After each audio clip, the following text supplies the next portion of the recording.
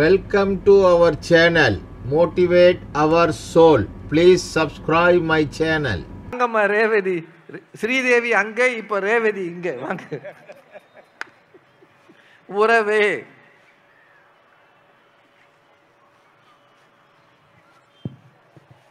போற்றுதலுக்கும் வணக்கத்துக்கும் உரிய மாண்புமிகு அமைச்சர் பெருமக்களே, இந்த அருமையான பட்டிமன்றத்திற்கு ஏற்பாடு செய்திருக்கிற கடலூர் நிர்வாகத்தை சார்ந்த சான்றோர் பெருமக்களே, இந்த நிகழ்வில் நல்லதொரு தீர்ப்பை வழங்க இருக்கின்ற எங்கள் அன்புக்குரிய உடன்பிறப்பு அவர்களே, இது தேவையாம்மா? ஆமா, எங்களுக்கு நீங்க அண்ணன் தானே? இல்ல, திட்ட போறாங்கம்மா. எங்களுக்கு நீங்க அண்ணன் தானையா?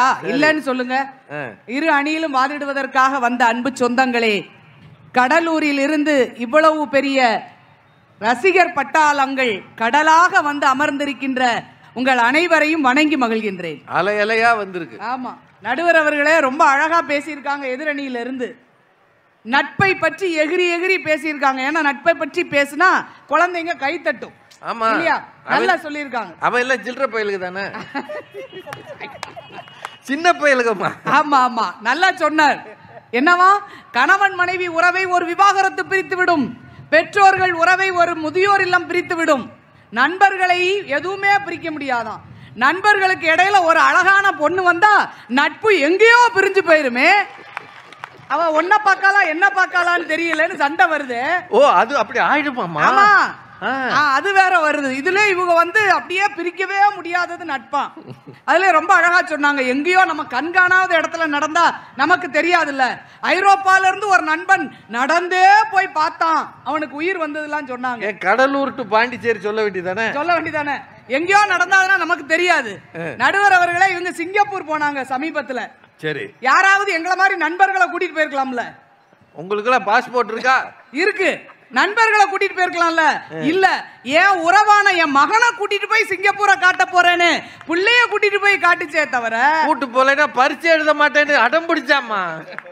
நடுவர் அவர்களே, நண்பர்கள்ங்கிறது ஒரு வட்டம், ஒரு எல்லையோட நின்று விடும். அதை தாண்டி போறதுக்கு வாய்ப்பு இல்லை. ஒரு பிள்ளை சாப்பாடு கொண்டு வராம வந்தா பள்ளிக்கூடத்து நண்பர்கள் டிஃபன் பாக்ஸ் மூடியில சாப்பாடு கொடுப்பாங்களாம். எத்தனை நாளைக்குமா கொடுப்பீங்க? ஒரு நாள் கொடுப்பீங்க, ஒரு வாரம் வேணா கொடுக்கலாம்.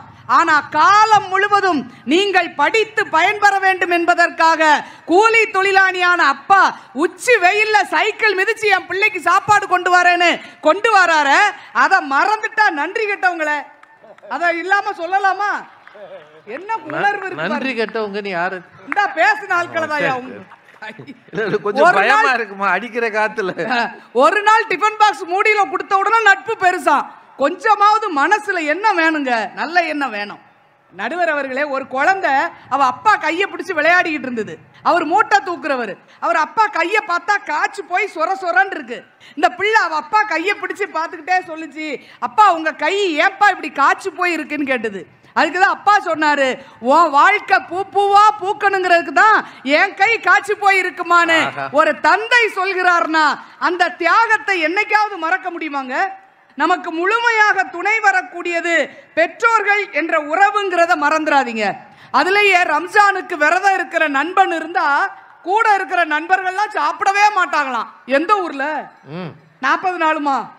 நீங்க பிரியாணிக்காக மட்டும் போற நட்பு தான் உங்க நட்பு, அது எங்களுக்கு தெரியும். விரதம் இருக்கிறதுக்கு கூட போவீங்களாக்கோ? நேத்து வேற பக்ரீத். அது வேற. அது யார் வீட்டுல அந்த கிடாக்கறி தருவாங்கன்னு தேடி தேடி நட்பு வைக்கிறது. அதெல்லாம் நம்ம ஆட்கள் செய்யும். நீங்க செய்யறதுல சொல்லாதீங்க. நான் செய்யறது சொல்லல, நட்பு செய்யறது தான் சொல்லிக்கிட்டு இருக்கேன். அதுலயே சங்க இலக்கியத்தில் காதலன் பிரிந்து போய்விட்டால் தேடி போவது தோழின்னாங்க. நடுவர் அவர்களே, உடன்போக்கு போய்விட்ட தலைவியையும் அவள் சின்ன குழந்தை எப்படி போயிருக்கான்னு தெரியலையேன்னு தவித்து போய் பாலைவனத்துல தேடி ஓடுறது செவிலிங்கிற உறவு. தோழி என்ன செய்வா தெரியுமா? அந்த காதலன்ட்ட காதலுக்கு தான் தூது போவாளே தவிர பிரிஞ்சு போனவங்களை சேர்த்து வைக்கிறதுக்குலாம் அலைய மாட்டா. செவிலி தாய் தான் தேடி போய்கிட்டு இருப்பா, பிள்ளைய தேடி. தாய் வேலையே தேடுறதானே. ஆமா, தேடுறதா தானே இருக்கு. அதுல ரொம்ப அழகா பேசியிருக்காங்க. ராஜ்குமார் பேசும்போது நல்லா சொன்னார், நண்பர்களோடு பேசிக் கொண்டிருந்தால் சுகர் வராது, பிரஷர் வராது, கொலஸ்ட்ரால் ஏறாது. ஏதோ அந்த லேகியம் வைக்கிற வைத்தியர்கள் மாதிரி வரிசையா இது வராது அது வராதுன்னு ஒரு பெரிய பட்டியல். ஆனா அந்த சுகர் வந்த நண்பர்களா தான் வாக்கிங் போறாங்க. அந்த நண்பர்களோட போய் கடகண்ணியில எதையாவது தின்னுட்டு இறங்கின சுகரை ஏத்தி விட்டு வந்துடுறது. உளுந்த வடை பஜ்ஜி. ஆமா, அதுல நல்லா சொல்றாரு நடுவர் அவர்களே. என்ன சொல்றாரு? எதிர்பார்ப்பு இல்லாதது நட்பாம். எதிர்பார்ப்பு இல்லாதது நட்பாம். இது நடக்கக்கூடிய காரியமா ஐயா? ஒரு பைக் வாங்கினியா பார்ட்டி கொடு, காதல சொன்னியா பைக் பார்ட்டி கொடு, காதல்ல தோல்வியா பார்ட்டி கொடு, கல்யாணம் வச்சிருக்கியா பார்ட்டி கொடு என்று எல்லாவற்றுக்குமே எதிர்பார்ப்போட வாழக்கூடிய நட்பு எப்படி உங்களுக்கு உறுதுணையாக வர முடியும்னு கேக்குறேன். பார்ட்டி சேர்த்து போனா கூட பார்ட்டி தான் கேக்குறான். முதல்ல கல்யாண வீட்டுல நண்பனுக்கு கல்யாணம்னா உற்றார் உறவுகள்லாம் சேர்ந்து பாடுபட்டு அந்த கல்யாணத்துக்கு ஏற்பாடு பண்ணி கடனை உடனே வாங்கி உறவுகள் கல்யாணத்துக்கு ஏற்பாடு பண்ணிக்கிட்டு இருக்கு. இந்த நண்பர் கூட்டம் என்ன செய்யும் தெரியுமா? பேச்சுலர்ஸ் பார்ட்டி கொண்டாடணும்னு சொல்லி கல்யாண மண்டபத்து மாடியில போய் உட்கார்ந்து என்னென்ன கெட்ட பழக்கம் உண்டோ அத்தனையும் பண்ணி மேல மொட்டை மாடிய கெட்ட மாடியாக்கி வாந்தி எடுத்து கிடக்கிறது உங்க குரூப் நட்பு. ஆனா உறவு தூங்காமல் ஓடி ஓடி உழைத்து இந்த திருமணம் நல்லபடியாக நிறைவேற வேண்டுமே என்று காத்து கொண்டு இருக்கிறதுனா அந்த உறவு தானங்க உங்களுக்கு உறுதுணையாக இருக்குங்கிறத ஏன் மறக்கிறீங்க? நடுவர் அவர்களே, உறவு இருக்கு பாருங்களேன், நம்மளை கண்டிச்சுக்கிட்டே இருக்கும், கண்காணிச்சுக்கிட்டே இருக்கும். ஏன்னா எந்த நேரத்திலையும் நாம் வழி தவறி போய்விடக் கூடாது என்பதுல அக்கறை உறவுக்கு தான் இருக்கும். பார்த்து பார்த்து மெதுவா ஒவ்வொரு அடியும் நாம் எப்படி வைக்க வேண்டும் என்று கவனத்தை சொல்லி தருவது உறவு. ஆனா நண்பன் என்ன சொல்லுவான் தெரியுமா? அந்த பைக்ல ஏறி உட்கார்ந்து, ஒருத்தன் போற பைக்ல 3 பேர் ஏறி உட்கார்ந்து வேகமா பறக்கிறேன்னு சொல்லி பறந்து மதுரையில நம்ம வீட்டுக்கிட்ட ஆண்டாள்புரத்துல சின்ன பையன் 19 வயசு பையங்க 3 பேர் போய் பைக்ல ஆக்சிடென்ட் ஆகி போயிடுறான் ஐயா. வாழ்க்கையே முடிந்து போகிறது என்றால் நண்பர்களோடு போகும்போது நிதானம் இல்லாமல் அவனுக்கு உற்சாகம் மட்டும்தான் இருக்கிறது என்றால் அந்த நட்பு எப்படி அவனுக்கு உறுதுணையாக இருக்கும் என்று கேட்கிறோம். நடுவர் அவர்களே, உறவு எப்படியெல்லாம் உறுதுணையா இருக்கும்? ரொம்ப அழகா எங்களுடைய கருணாநிதி அற்புதமான விஷயத்தை சொல்லிக்கிட்டு இருந்தார். சட்டப்பையில இருந்து பணத்தை எடுக்கிறது தான் உயிர் நண்பனா. யாரு? ராஜ்குமார். அவன் பேர் உயிர் நண்பன் இல்ல, உருப்படாத நண்பன். நம்ம நண்பன் என்ன அவசர காரியத்துக்கு பணம் வச்சிருக்கானோன்னு தெரிய வேண்டாம், அதை போய் கைவிட்டு எடுத்தா அவர் தான் ரொம்ப உயிர் நண்பனா. இப்படியா பேசுறது? நடுவர் அவர்களே, உறவு இருக்கிறதே, உறவு நம்ம கூட இருக்கிற எல்லாரும் நல்லா இருக்கும்னு நினைக்கும். இஸ்ரோ விஞ்ஞானியாக இருக்கக்கூடிய நம்முடைய சிவன் அவர்கள், சிவன் அவர்கள் சொல்றாரு, சின்ன வயசுல நாகர்கோயில் பக்கத்துல இருக்கிற சர்க்கல் விளைங்கிற சின்ன கிராமம் தான் எங்களுடைய கிராமம். அங்க தோப்புல தான் வேலை பார்ப்போம், விவசாய குடும்பம், மாந்தோப்புல. அப்படி வேலை பார்த்து கொண்டிருந்த குடும்பம் எங்க குடும்பம். எனக்கு படிக்க முடியல, பணம் கட்ட முடியல, ரொம்ப கஷ்டம் எங்க வீட்டுல. உடனே எங்க அண்ணன் சொன்னாரு, நீ படிக்க போ, நான் வேலை பார்த்து கூலி வாங்கி அதில் உனக்கு பள்ளிக்கு ஃபீஸ் கட்டுகிறேன் என்று சொல்லி அவர் வாழ்க்கையை தியாகம் செய்து என்னை படிக்க வைத்தார் என்று இஸ்ரோ விஞ்ஞானி என்ற ஒரு பெரிய விஞ்ஞானியை இன்றைக்கு நாட்டுக்கு கொடுத்திருப்பது ஒரு வீட்டின் உறவு என்று சொன்னால், உறவுகளால் தான் நாம் உறுதுணையாக இருப்பதால் தான் நம் வாழ்க்கையில் மகிழ்ச்சி அடைய முடிகிறது. நடுவர் அவர்களே, பிள்ளைகளின் உயர்வுக்காக பார்த்து பார்த்து மகிழ்கின்ற, தியாகம் செய்கின்ற பெற்றோர்களும், தன் தங்கையின் வாழ்க்கைக்காக தன் வாழ்க்கையை விட்டுக் கொடுக்கிற அண்ணன்களும், எல்லாரும் ஒருவருக்கொருவர் உரிமையை விட்டுக் கொடுக்கின்ற உறவுகள் இருப்பதால் தான் நம்முடைய வாழ்க்கை மகிழ்ச்சியாக இருக்கிறது. நம் வாழ்க்கையில் நாம் தடுமாறி போகாமலும் தடமாறி போய்விடாமலும் காப்பது, உறுதுணையாக இருப்பது உறவே என்று சொல்லி வாய்ப்புக்கு நன்றி பாராட்டி விடைபெறுகிறேன். நன்றி, வணக்கம். உறவு கட்சிக்கு இன்னுமே நல்லா கைதட்டலாம். சொந்தக்காரவங்க யாருமே வரல போல, உயிரை கொடுத்து பேசியிருக்கிறாங்க, ரொம்ப நல்ல செய்திகள் சொல்லியிருக்கிறாங்க. நட்பு என்ன செய்யும்? கல்யாண வீட்டில் வாந்தி எடுக்கும், மொட்டை மாடியை கெட்ட மாடியே ஆக்கும், அசிங்கம் பண்ணோம். ஆனால் உறவு வீடு வீடாக கடன் வாங்கியாவது கல்யாணம் பண்ணோம், குடும்பத்தை உயர்த்தும்.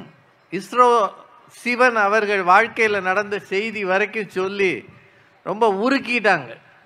என்னங்க, உறவு அணி நல்லா பேசிச்சா இல்லையாங்க?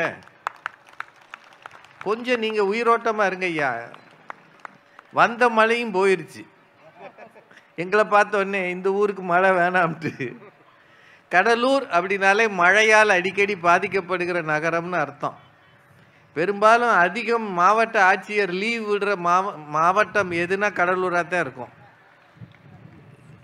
வங்கக்கடலில் புயல் சின்னம்னா பயலுக்கு படிச்சாலி ஆயிடுறாங்க. கலெக்டர் ஐயா லீவ் விடுவாருன்றான்.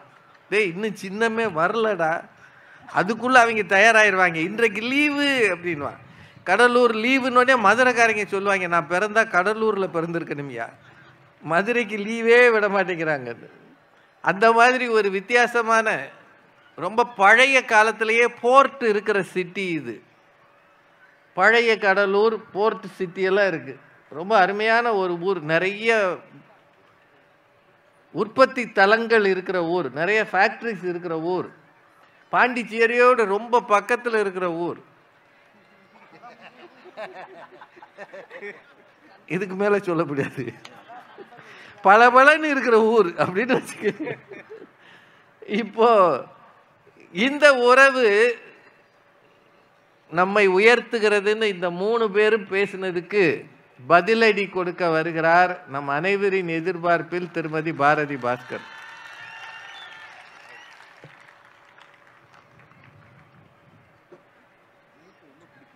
நெய்தல் கோடை விழாவை மிகச் சிறப்பாக கொண்டாடி கொண்டிருக்கின்ற கடலூர் வாழ் அன்பான நண்பர்களே,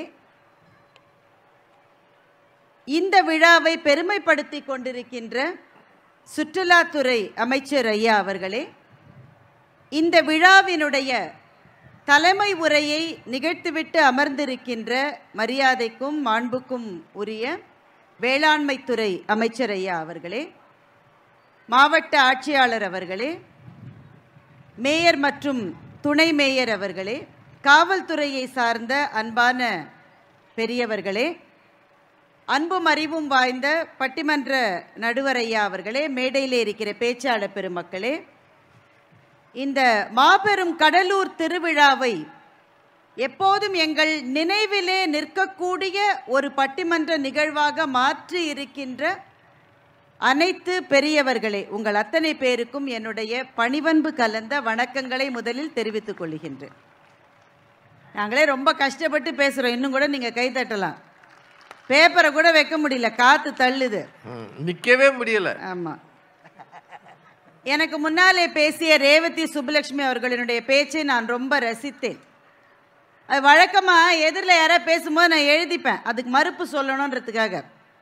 இவங்க பேசின இந்த ஆவேசத்தில் காற்று அப்படி தள்ளுதா, எழுதவே முடியல அவங்க என்ன பேசினாங்கன்னு.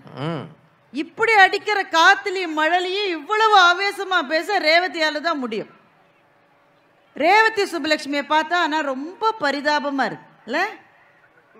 ஒரு ஆளுக்கு ஒரு நல்ல ஃப்ரெண்டு கூட வாழ்க்கையில் கிடைக்காம இருந்தால் அது எவ்வளோ பரிதாபம் பாருங்க.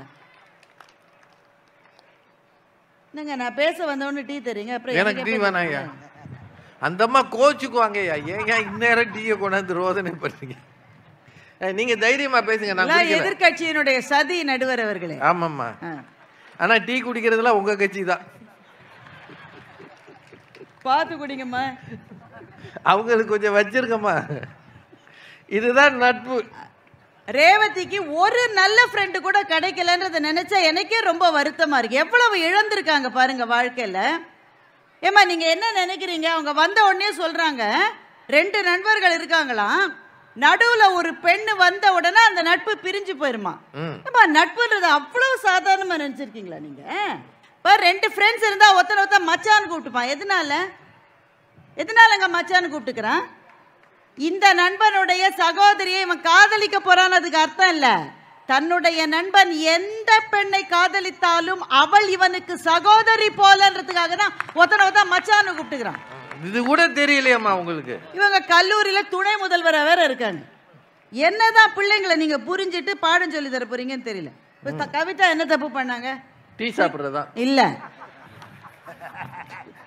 நீங்க இப்ப நடுவர், எனக்கு எதிரில் பேசுற பேச்சாளர் இல்ல, அதை நினைவுல வச்சுக்கணும். நீங்க என்னென்ன வேற இருக்குயா, கடலூருக்கு வந்து நான் படுற பாடு. அவங்க சிங்கப்பூருக்கு பிள்ளைய கூட்டிட்டு போயிருக்காங்க, போனாங்களா? சொல்லாம போயிருக்கணும். அவங்க தான் ஃபேஸ்புக்கில் போட்டிருக்காங்களே, அப்புறம் எப்படி சொல்லாம போறது? இப்போ எதை இவங்க உடனே கேட்குறாங்க, பிள்ளைய தானே கூட்டிட்டு போனீங்க, ஃப்ரெண்டை கூட்டிட்டு போகல. வாஸ்தவம், ஃப்ரெண்டை கூட்டிட்டு போகல. ஆனா பிள்ளைய கூட்டிட்டு கவிதா சிங்கப்பூருக்கு போனார்கள் என்ற உடனேயே உண்மையில சொல்லுங்க, எத்தனை உறவுக்காரர்கள் அதை சந்தோஷமாக எங்க புள்ள சிங்கப்பூர் மட்டும் போயிட்டு வந்தான்னு எத்தனை உறவுக்காரர்கள் சொல்லியிருப்பாங்க சொல்லுங்க நீங்க. வந்த வாழ்வு நேத்திக்கு எப்படி இருந்துச்சுன்னு தெரியாதா? சொல்லுவாங்களா இல்லையா? உறவுக்காரங்க சொல்லுவாங்க. போஸ்டர் அடிச்சு கூட ஒட்டுவாங்க. ஆனால் நண்பர்கள் எப்போதும் வெற்றிகரமாக சென்று வாருங்கள் கவிதா என்று வாழ்த்துகிற நெஞ்சம் எப்போதுமே ஒரு நட்பினுடைய நெஞ்சமாகத்தான் இருக்க முடியும். சிங்கப்பூருக்கு கூப்பிட்டதே ஃப்ரெண்ட்ஸ் தான். ஆமா, அந்த ஃப்ரெண்ட்ஸ் எங்களுக்கு இல்லன்றத நடுவர் சொல்றாரு. இப்போ ராஜ்குமாரை பாருங்க எவ்வளவு பரிதாபமா இருக்காரு. ரேவதி சொல்றாங்க அவரை பார்த்தா லேகிய வைக்கிறவர் மாதிரி இருக்குன்றாரு. தெரியலையம்மா, நான் ராஜபாளையம் போய் விசாரிக்கணும். பேசலாங்க, இந்த மாதிரி சொர்ணக்கா ஸ்டைல் எல்லாம் பேசக்கூடாது, அராஜகமா. அவங்க ரேவதி பேசினதுலயே ரொம்ப ரொம்ப அராஜகமானது எதுனாக்க, ஒரு கல்யாணம் வந்துதாமா, ஃப்ரெண்ட்ஸ் எல்லாம் வந்து மொட்டை மாடியை கெட்ட மாடியை ஆக்கினாங்களாம்மா தண்ணி அடிச்சு. ஆனா உறவுக்காரங்கள்லாம் ஓடி ஓடி உழைச்சு அந்த கல்யாணம் நடக்கிறதுக்கு பாடுபட்டாங்களாம். எங்க போய் சொன்னாலும் பொருந்து சொல்லணுங்க. எத்தனை கல்யாணம் இன்விடேஷன்ல ஒரு உறவுக்காரனுடைய பேரை சரியா போடலன்றதுக்கா எத்தனை கல்யாணம் நின்று இருக்கு சொல்லுங்க. கோச்சிட்டு போயிடுவான். ஆமா, இப்ப எல்லாம் இந்த போஸ்ட் அடிச்சு ஒட்டுறாங்க, கல்யாணத்துல உறவுக்காரங்க பேரெல்லாம் போடுறாங்க. அந்த உறவுக்காரங்கள்ல யாராவது ஒரு சித்தப்பா, ஒரு பெரியப்பா, ஒரு அத்தை, மச்சான் யார் பேரையாவது நீங்க போட வேண்டாம். அந்த ஃபாண்ட் சைஸை கொஞ்சம் கம்மி பண்ணி அடிச்சு பாருங்களேன், கல்யாணம் நடந்துரும். நீங்க கல்யாணத்துக்கு உறவுக்காரங்களை கூப்பிட போறீங்களா? எப்படி போவீங்க? நீங்களும் உங்க வீட்டுக்காரம்மாவும் போகணும், அவங்களும் அவங்க வீட்டுக்காரம்மாவும் இருக்கும் போது போகணும். நீங்க போற நேரம் வீட்டுக்காரம்மா இல்லைன்னா அது வராது. என்ன மதிக்கல அவங்க. இந்த உறவுகள் இப்படி இருக்கும். ஆனா நண்பன் அவன் பெரிய பணக்காரனா இருப்பான், ஆனா கடைசி பந்தியில சாம்பார் வாளியை தூக்கிக்கிட்டு அவனுடைய சட்டையெல்லாம் சாம்பார் ஆக்கிக்கிட்டு சர்வ் பண்ணிட்டு இருக்கிறவன் நண்பனா இருப்பானா உறவுக்காரனா இருப்பான்? கடைசியில சாப்பிட்டு போவான். கண்ணாடியை போட்டுட்டு போனை பார்க்க கூடாது, முன்னாடியே அதெல்லாம் யோசிச்சு பேசியிருக்கணும். அவங்க முன்னாடி மாது அண்ணா முதல்ல பேசும்போது சொன்னாரு, கலைஞர் ஐயா அவர்கள் எப்போதுமே உடன்பிறப்புகள் தானே சொல்லுவாங்க. ஆமா, உண்மை, அப்படித்தான் சொல்லுவார். இப்போ திருவாரூர் நிகழ்ச்சிக்கு நாங்கள் போய் பேச போனோம். நீங்கள் எல்லாரும் பார்த்தீங்க, அது அமைச்சர் பெருமக்கள்லாம் வந்திருந்தாங்க. பல பேர் வந்து அவங்கள எங்ககிட்ட அறிமுகப்படுத்திக்கிட்டாங்க. அவங்க பேரை சொன்னாங்க. அவங்க பெரிய பதவியில் இருக்கிறவங்களா இருந்தால் நமக்கு தெரியும், இல்லாட்டா நமக்கு அவங்கள யாருன்னு தெரியல. ஆனால் ஒரே ஒருவர் வந்து தன்னை அறிமுகப்படுத்தி கொண்ட போது அவர் யார் என்பது எங்கள் எல்லாருக்குமே தெரிந்தது. அவர் யார் என்றால் கலைஞர் அவர்களினுடைய ஆருயிர் நண்பனான தென்னவன் அவர்களினுடைய தென்னனுடைய மகன். அவர் வந்து அவருடைய பெயர் முத்து என்று சொன்னார். நான் தான் முத்துன்னா எங்களுக்கு தெரியல, தென்னன் அவர்களுடைய மகன் அத்தனை பேருக்கு தெரிந்தது. ஏனென்றால் கலைஞர் அவர்கள் தன்னுடைய அந்த நண்பனை பற்றி அவ்வளவு எழுதியிருக்கிறார், அவ்வளவு பேசி இருக்கிறார். எப்போது நண்பர்கள் என்றால் பள்ளி பருவத்திலிருந்து நண்பர்கள், படிக்க ஆரம்பித்த காலத்திலிருந்து திருவாரூரில் ஒன்றாக நண்பர்களாக இருந்தவர்கள். ஒரு நண்பனை இதயம் ஒரு நாளும் வாழ்க்கையில் மறக்கவே மறக்காது என்பதற்கு கலைஞர் அவர்களுடைய வாழ்க்கையே உதாரணம் என்பதை இங்கே மாது அவர்கள் மறைத்து பேசி இருக்கிறார். அண்ணா மாது அண்ணா பேசுகிற போது சொன்னாங்க, உங்கள் அப்பா ஒரு வாய்ப்பாடு கேட்டிருக்காரு, நல்ல விஷயம் தானேங்க. இவர் தப்பாக சொல்லியிருக்காரு, அந்த கேள்விக்கு பதில் இவர் தப்பாக சொல்லியிருக்காரு. ஒரு வயசில் 4 காலுன்னா 4 வயசில் எத்தனை காலுன்னா 16 காலுன்னு சொல்லியிருக்கார். அப்பா கண்டிக்கிறார். அம்மா என்ன செய்யணும்? ஒழுங்கா யோசிச்சு பதில் சொல்லிடா இந்த கேள்விக்குன்னு சொல்ல வேண்டிய அம்மா என்ன சொல்றாங்க, என் பிள்ளை கரெக்டாக தான் சொல்லியிருக்கான் என்று சொல்லுகிறார். உறவினுடைய சிக்கல் இதுதான்.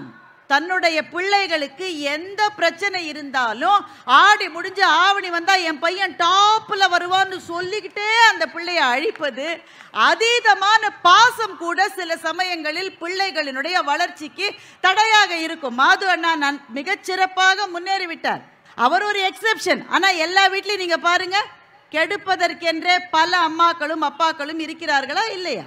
இருக்காங்கம்மா. நண்பனை பற்றி சொல்ற போது அவங்க சிவன் அவர்களுடைய வாழ்க்கையில் நடந்தது சொன்னாங்க. மிகப்பெரிய அறிவியல் அறிஞர். ஆனால் சென்னையில் நடந்த ஒரு விஷயத்தை நான் சொல்கிறேங்க. ஒரு அப்பா தன்னுடைய பையன், அவன் 5ஆம் கிளாஸ்லேயோ 6ஆம் கிளாஸ்லேயோ படிக்கிற பையன், அந்த பையன் வந்து ஹேர் கட்டுக்கே போக மாட்டான். எப்போ அவனுக்கு ஹேர் கட்டுக்கு போகிறதே பிடிக்காது, முடி வளரணும்னு சொல்லுவான். திடீர்னு ஒரு நாள் அந்த குட்டி பையன் அப்பா கிட்ட, அப்பா நீ சலூனுக்கு கூட்டிகிட்டு போன்னு சொல்லியிருக்கான். இல்லைனா நீ சொல்லவே மாட்டேன், நீ சொல்லியிருக்க. அங்கே போன உடனே எனக்கு ஃபுல் ஷேவிங் பண்ணுன்னு அந்த பையன் சொல்லியிருக்கான். அப்பாவுக்கு அதிர்ச்சி, ஐயோ அதில் செய்யக்கூடாதுடா, கோவிலுக்கு போகிற வேணா செய்யலாமே தவிர சலூனில் முழு முடியும் எடுக்கக்கூடாதுன்னு அட்டம் பிடிச்சி அழுது அந்த தொழிலாளியை, முடிவெட்டுகிற அந்த சகோதரரை மொத்த முடியும் எடுன்னு அந்த பையன் அடம் பிடிச்சி முழுவதுமாக மொட்டையாக அந்த சலூன் இருந்து வெளில வந்திருக்கான். அடுத்த நாள் அப்பாவுக்கும் அம்மாவுக்கும் ரொம்ப கவலை. ஏன்னா ஸ்கூலுக்கு போனால் பசங்கள்லாம் கலாட்டா பண்ணும்ல, அதனால இவங்களும் கூடவே போயிருக்காங்க. அன்னைக்கு போனால் அந்த சின்ன பையனுடைய கிளாஸில் இருக்கிற எல்லா பாய்ஸும் தங்களுடைய தலையை முழுமையாக மொட்டை அடித்துக்கொண்டு வகுப்புக்கு வந்திருக்கிறார்கள். இவங்களுக்கு ஒன்றுமே புரியல, எதுக்குடா மொத்த கிளாஸ் இப்படி வந்து நிற்கிறாங்கன்னா, அந்த பசங்க சொல்லியிருக்காங்க, அவர்கள் வகுப்பிலே படிக்கிற அவர்களுடைய தோழன் ஒருவனுக்கு கேன்சர் நோய் வந்து விட்டது. அந்த பையன் நீண்ட விடுப்பு எடுத்து 4 மாதத்துக்கு பிறகு அன்னைக்கு தான் கிளாஸுக்கு வரப்போகிறான். அந்த கேன்சர் வியாதி வந்ததனுடைய ட்ரீட்மெண்ட் எடுத்ததுனால அவனுக்கு முடியெல்லாம் கொட்டி அவனுடைய தலையில் முடியே இல்லை. அவன் மாத்திரம் முடியில்லாம வகுப்புக்கு வந்தா மன வருத்தப்படுவானேன்னு வகுப்புல இருந்த நண்பர்கள் அத்தனை பேரும் முடி எடுத்துட்டு அன்னைக்கு வந்திருக்காங்கனாக்க, சின்னஞ்சிறு மனதிலே இருக்கிற அந்த தோழமைக்கு நிகர் என்னவாங்க இருக்க முடியும்? இந்த உறவு என்பது நீங்க நியாயமா சொல்லுங்க, தப்பு கண்டுபிடிச்சுக்கிட்டே இருக்க இல்லையா? நியாயமா சொல்லுங்க. நீங்க என்னதான் நீங்க செய்தாலும் அதுல ஒரு தவறு என்பது உறவிலே வந்து கொண்டே இருக்கும். ஒப்பிடல் என்பது உறவில் இருந்து கொண்டே, அல்லதான் பண்ண இருந்தாலும் இவனை மாதிரி செய்யலை என்ற ஒப்பிடல் வந்து கொண்டே இருக்கும். ஏன்னா இப்பவும் சொல்ற, தம்பிக்கு மிகச்சிறந்த வேலையோ மிகச்சிறந்த இடத்திலிருந்து பெண்ணோ கிடைச்சா பொறாமைப்படாத அண்ணன்மார்கள் கம்மியா தான் இருப்பாங்க.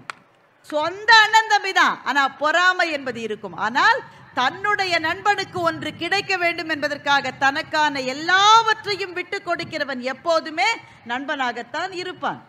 நீங்க அவங்க ரேவதி சொல்றாங்க, நடுவுல ஒரு பொண்ணு வந்தாக்கா நட்பெல்லாம் போயிடும். எத்தனை நண்பர்கள் ஒரு காதல் வருகிற போதுங்க, உறவு அது ஜாதியை சொல்லி அந்த காதலை நிறுத்தும், தடுக்கும், கொலை செய்கிற வரை போகும். ஆனால் ஜாதியோ மதமோ எதையும் பார்க்காமல் தன்னுடைய நண்பனுடைய காதல் ஜெயிக்க வேண்டும் என்று தனக்கான எல்லாவற்றையும் விட்டு கொடுத்த நண்பர்களினுடைய கதைகளுக்கு நம்முடைய நாட்டில் முடிவே கிடையாது. நாடோடிகள் படம் பாருங்க. ஆமா, கடைசியில் கழுத்தில் இருக்கிற செயினை மட்டும் கொடுத்து, அந்த காதல் நல்ல காதலா இல்லையா அது வேற விஷயம்.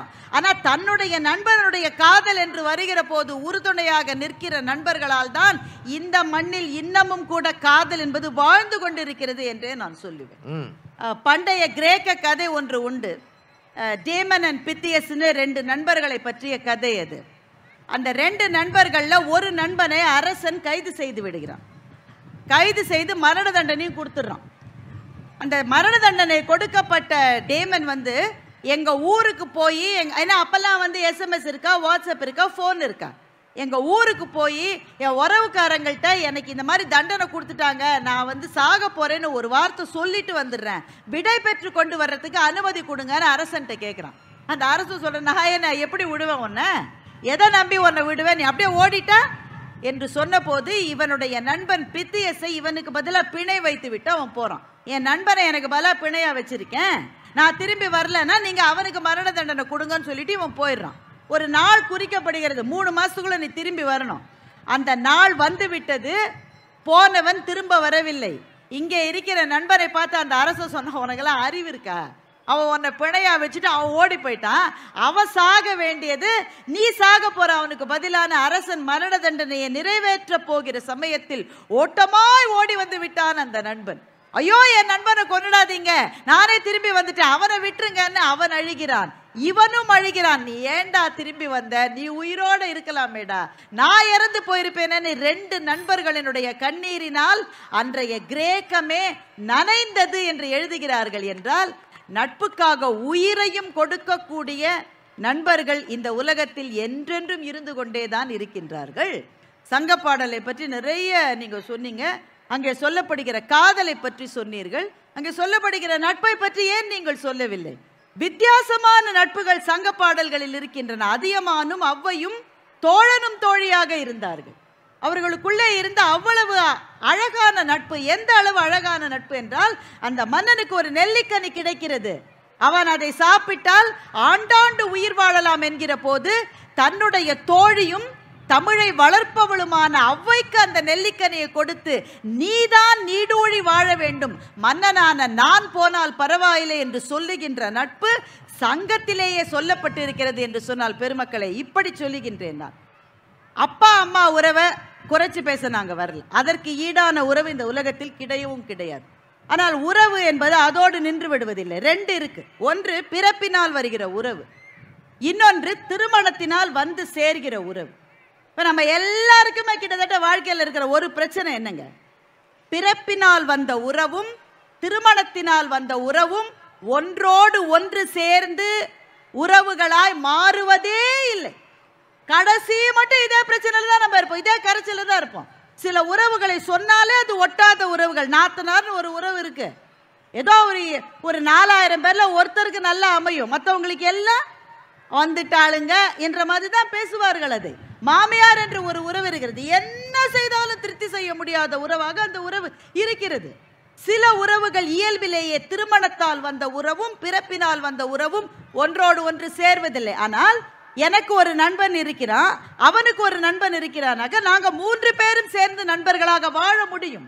நட்பிலே பிரிவினை கிடையாது, பேதம் கிடையாது. பந்தம் என்ன சொந்தம் என்ன, போனால் என்ன வந்தால் என்ன, உறவுக்கெல்லாம் கவலைப்பட்ட ஜென்மம் நான் இல்லை. பாசம் வைக்க நேசம் வைக்க தோழன் உண்டு வாழ வைக்க, அவனை தவிர உறவுக்காரன் யாரும் இங்கில்ல. நண்பன் கேட்டா உயிரை கூட தருவேன் என்று சூப்பர் ஸ்டார் பாடின அந்த பாடல் வந்து எத்தனை காலம் ஆச்சு? உனக்கு நட்புனா என்னன்னு தெரியுமா, தேவானா யாரும் தெரியுமான்ற வசனம் இன்றைக்கும் வாழ்ந்து கொண்டிருக்கிறது என்றால் அதை சொன்னவர் சூப்பர் ஸ்டார் என்பதனால் மாத்திரமல்ல, நட்பின் மீது நண்பன் மீது நமக்கு இருக்கிற பாசத்தினால் தான் அது இன்னமும் வாழ்ந்து கொண்டிருக்கிறது என்று சொன்னால், நடுவர் அவர்களே நீங்கள் சொன்னீர்கள் பாரதி வந்து இந்த மாதிரியான பொதுக்கூட்டத்தில எல்லாம் பேசி அவருக்கு அவ்வளவாக பழக்கம் கிடையாது. இப்பதான் திருவாரூர்ல பேசிட்டு வந்திருக்கோம். இருந்தாலும் அவர் மீது அவருக்கு ஒரு நல்ல எண்ணம், அதனால் சொல்லி இல்ல ஓபன் ஏர்ல பேசலன்னு சொல்றேன். நம் இருவருக்கும் ஆசானாக இருக்கிற நம்முடைய நடுவர் சாலமன் பாப்பையா அவர்கள் தன்னுடைய மகனுக்கு தியாகமூர்த்தி என்று பெயர் வைத்தார்.